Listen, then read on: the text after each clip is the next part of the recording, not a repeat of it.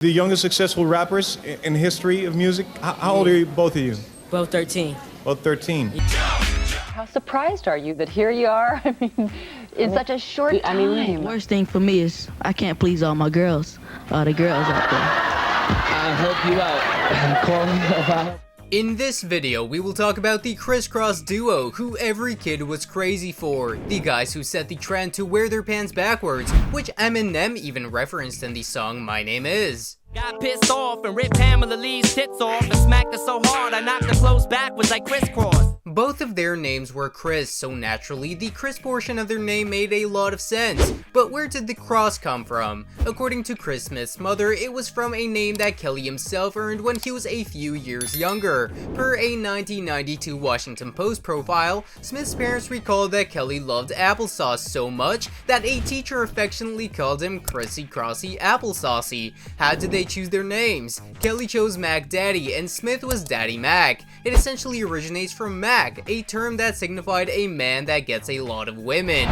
Jermaine Dupri, one of the most influential producers, met the two boys at the Greenbrier Mall in Atlanta. He was looking at how random people reacted to the boys. The girls behind the counters were behaving as if they saw them on TV. They were going crazy screaming. He saw two obviously cool boys getting free cookies from the girls who worked there. A curious Dupri approached them, found out that they were only 11 years old, and asked what they were doing to attract such attention from girls in the mall. As Dupri recalled, Daddy Max said, "We're just cool." Kris Kross represented something Jermaine Dupri had never seen before.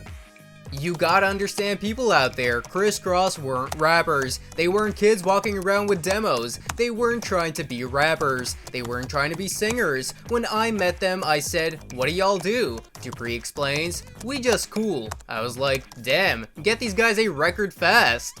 Which means Kris Kross weren't eager to make music and didn't even consider it possible. But everything changed after they made the track Jump. The song stayed #1 on the Billboard chart for 8 weeks, and in addition, it was the third best-selling song of 1992 in the United States, with sales of 2,079,000 physical copies in the same year. Next, they released their debut album called Totally Crossed Out, which sold 4 million copies in the US alone.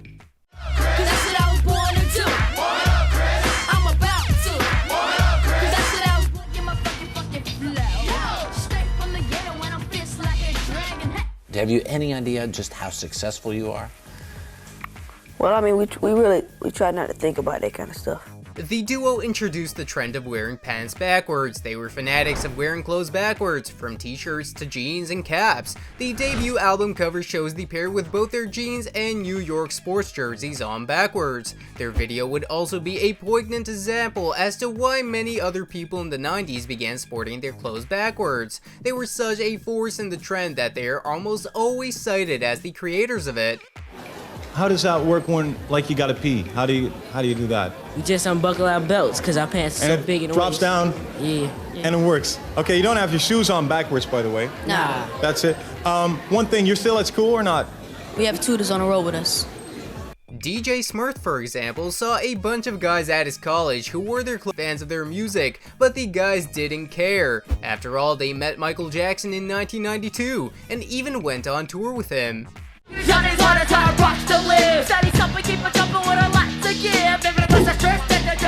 When they toured with Michael Jackson, they didn't feel like they were at the same level, even though they were already making millions in sales. They did not realize the full extent and scope of their success. But for them, first of all, it was fun, so there was not much stress.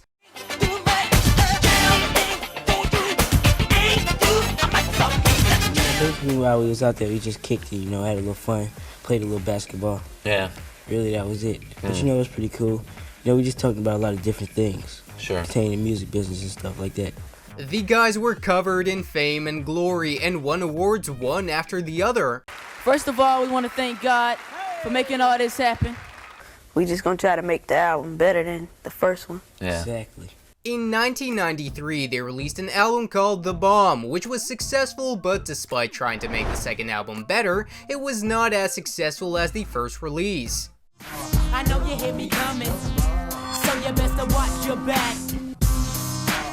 I'm rolling through my hood and I see the one that used to do the dirt done turned good. Little kids trying to be like me. And in 1996, they put out their third album. Despite some positive reviews, Young, Rich, and Dangerous was Kris Kross's least successful album. Slacking, back patching up my turf. Cause after me was a factory of worse after worse. 1 2 1 2, mic check 1 2 1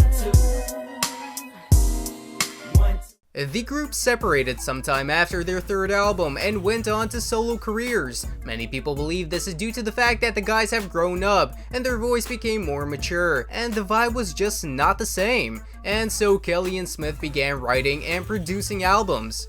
You must be tricking, and that's crazy. You better get it right. Tell them what they hear just to get it right. In 2007, the group reunited and were working on different projects, still working for Jermaine Dupri. She inspired the heart song, a lady. She displays beauty through and through, a lady. In 2009, photos appeared that show Chris Kelly with several bald spots. To dispel rumors that he had cancer, Kelly announced that he was suffering from alopecia. In the meantime, Mr. Kelly studied audio engineering, ran a small record label, and owned a daycare business with his mother. During the lean years, Mr. Kelly could get frustrated, said DJ Nabs, the group's DJ and a longtime friend of Mr. Kelly's. People looked like they turned their back on him. Chris Kelly had his own label called Seco Records. Kris Kross reunited for So So Def's 20th anniversary concert in early 2013. I'm about you. Warm it up, Chris. That's what I was born to do. The man can't make you. I got it back up again. Investigating the death of Kris Kelly. He's best known as half of the 90s group Kris Kross. On May 1st, 2013, Kris Kelly died of a drug overdose that included heroin and cocaine at the age of 34. I had told you though, you know how I party. Man, I don't want to hear that, man. You know I don't want to hear that, bro. I know, man. I apologize. It's all good, bro. Kelly died at an Atlanta hospital after he was found unresponsive at his home, police said. The Fulton County medical examiner concluded that Kelly's death was an accident caused by the combined toxic effects of heroin, cocaine, ethanol, Xanax, and Vicodin. With the eagle sign. Yeah. Say down, time to eat. Let's dine. After paramedics took him to the hospital, a woman who identified herself as Kelly's friend told an investigator that Kelly had taken a mixture of heroin and cocaine the night before, and that she had brought Kelly home to recover from his drug use, according to a police report. Chris Smith told how he felt when he found out about the death of his close friend.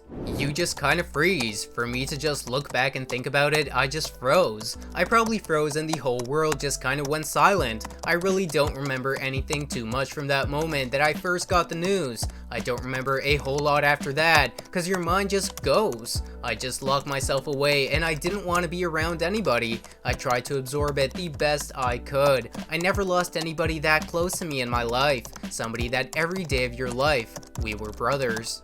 I could say Kris Kross forever, but I know without Kris, my life, it ain't gonna never be the same. But I just hope our legacy for hip-hop is never forgotten. But I'm gonna do my part though, to make sure Kris' memory live on. Christopher Smith started to focus on other endeavors. He does not disclose information about his personal life. If he has a family with kids, he never mentions them in interviews or in articles featured about him. He also continues some aspects of his music career going.